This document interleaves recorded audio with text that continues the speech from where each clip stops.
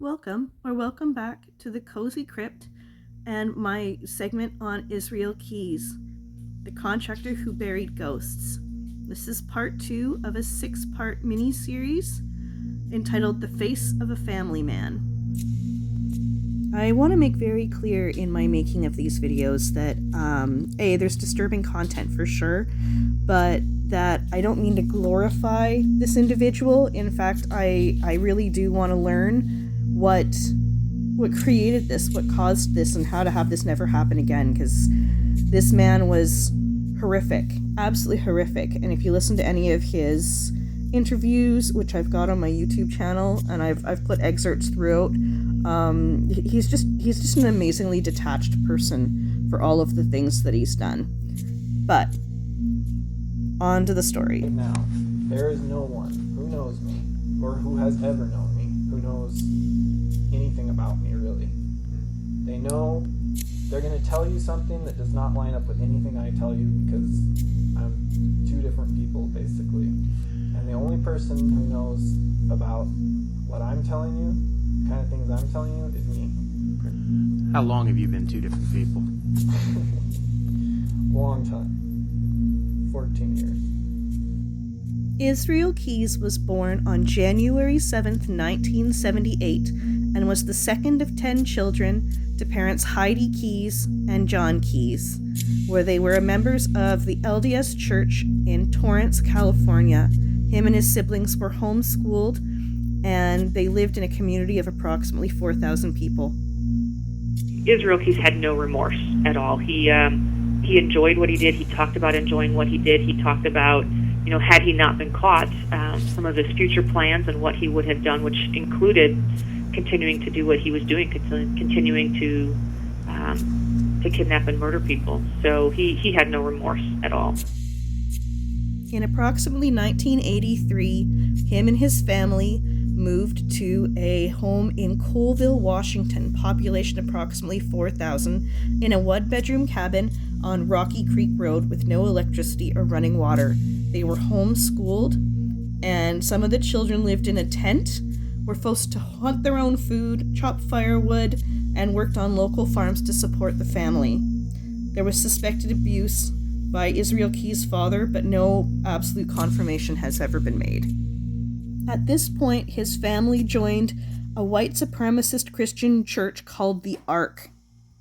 He said that it was in his kind of early 20s, mid-20s, that he really came to terms with who he was, recognizing that he was different from other people and that he had these urges, and that there wasn't, he tried to initially blame it on, Satan and religious things and why he was like this and a number of different things. And then he ultimately realized that that's just who he was, and he accepted that. And I think that as he began to do that, it became easier for him to do. He talked about enjoying the fact that he was two different people and really being able to play that off with people, and that people had absolutely no idea what he was doing. He even referenced times where he would be at his job when he was living in Washington, and people would talk about criminals and how stupid they were and how they did this to get caught or that to get caught, and how he enjoyed those kind of conversations because people had no clue what he was doing.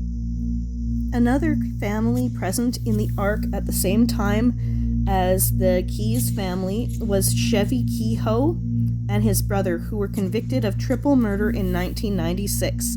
They believed firmly in something called the Northwest Territorial Imperative, which was a white supremacist concept that they would take over and eliminate all other cultures and nationalities in the Pacific Northwest.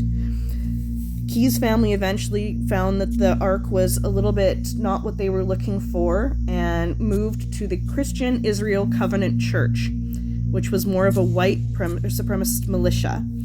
In this period, Keyes hunted anything with a heartbeat, he said, and his friends reported watching him skin a live deer. His other siblings noticed and began to withdraw, noting that there was something about him that wasn't right, and other children in his community mentioned that he made their skin crawl. By 14 years old, Keyes was a large figure at 6'2". He was known in the community where he lived for shooting at neighbors' homes with BB guns. He started to commit break-and-enters within the community and self-isolated after he realized he was different.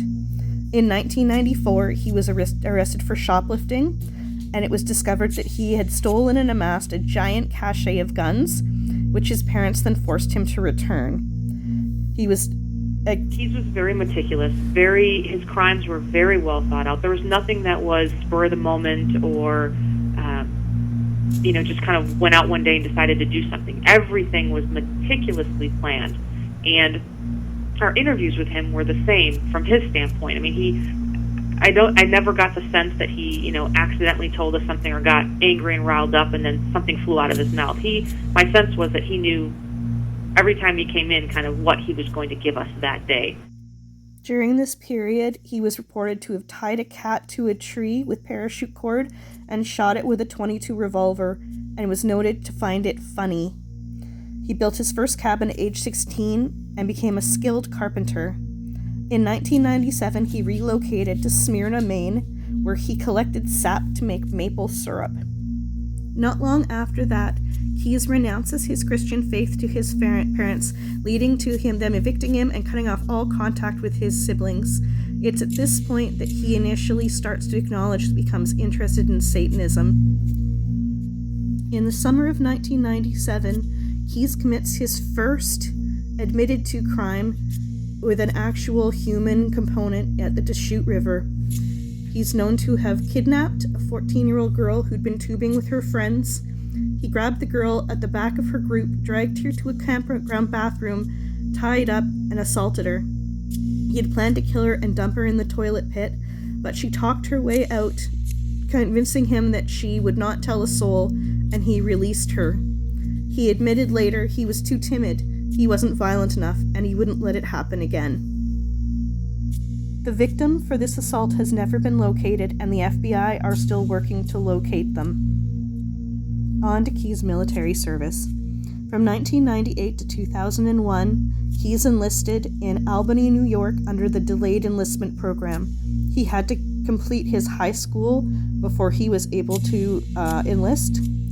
He served as a specialist in Alpha Company, 1st Battalion, 5th Infantry, 25th Infantry Division. He was stationed at Fort Lewis, Fort Hood, and for a time in Egypt. A friend in service says he expressed he would like to kill him. He was known to drink heavily on weekends and otherwise kept to himself. He preferred wild turkey bourbon. During this period, he had a DUI in Thurston County on February 2001. He was honorably discharged in 2001 and relocated to Nia Bay, Washington, to the Maca Reservation on the Canada-US border. During this period, he had a girlfriend who he met online in 2001, and they had a daughter prior to breaking up in 2004. Now, I want to make an interesting point here. In my research, I located the daughter. She is an adult now. She seems to be an absolutely lovely and delightful person, and I made the decision not to out her. I don't think this individual needs any more reminder of who her father was than she already has. After he lived in Nia Bay, he was dating a nurse practitioner named Kimberly Anderson in Alaska until the time of his arrest. In 2007, he started a construction business in Alaska called Keyes Construction. Some quotes he made that really stuck with me include, "This is entertainment for me," alluding to the crimes. Something else he mentioned in some of his interviews are, "The things I've done, I don't feel bad about them. I did them for myself. It's better for me to keep them to myself. They're mine." And that is one of the final reasons why he has, to the date of his death, never disclosed additional parties that he may have injured, other crimes he may have committed. He left a suicide note that had veiled indicators of other things, but nothing specifically speaking to any of the crimes he committed. It's a whole bunch of really broken and it's the ravings of a madman. It's a whole bunch of poems. I read through them. I'm sure to him they were very deep and profound, but they really make very, very little sense within the frame of a normal human being. And I'm doing a chapter on them, going into some of the things that people have said about them, some of the things that people believe about what he was trying to say. This is a map of places he was known to be during different times. There's actually a giant list that I'll provide in one of the other portions of this series. And honestly, the FBI is still looking for assistance in trying to figure out if anybody else had any awareness of anyone going missing, of anything he may have done during these times in these places, because it's fairly widely accepted that there are other victims. We believe there are 11 victims total, and that is based primarily on what Keys told us. He was evasive, like you mentioned. He was very evasive at times during interviews, and he told us when we tried to pin him down on a number, he would say it was less than 12. But then there were things that he would say that led us to believe that by less than 12, he simply meant 11. And so he was quick to correct us in interviews if we had something wrong. So there were several times where we just threw out statements like, you are 11 victims, or things like that, and he didn't correct us. So based on that and some just additional things that he said, we believe the number is 11. Please subscribe for other pieces in this series, additional horror movie reviews, and other true crime. I hope you'll have a wonderful day, and that this doesn't get you too far in the head. These things always for me are a real, a measure of how deeply learning about these people and these things affects you, and make sure, if this has impacted you negatively, to take some time for yourself and clear your head, because it is deep, it is disgusting, and I wish the world didn't have people like this in it, but I think more attention to who these people are and what they do will lead to some prevention in the future.